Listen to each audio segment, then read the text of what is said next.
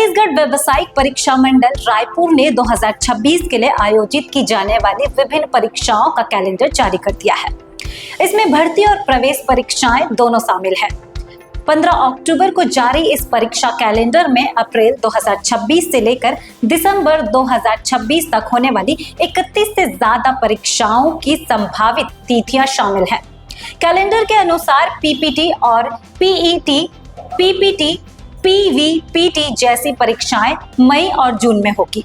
इसी के साथ ही प्री डीएलएडी, प्री बीएड और बीएससी नर्सिंग जैसी महत्वपूर्ण प्रवेश परीक्षाओं की तिथियां भी घोषित कर दी गई है, जो 4 जून, 11 जून और 14 जून 2026 को होगी।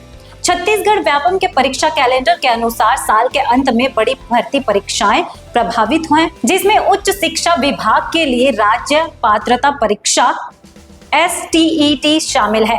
इसके आयोजन 4 अक्टूबर 2026 को किया जाएगा, जबकि संयुक्त परीक्षा के तहत स्टेनोग्राफी की परीक्षा 13 दिसंबर 2026 को आयोजित की जाएगी।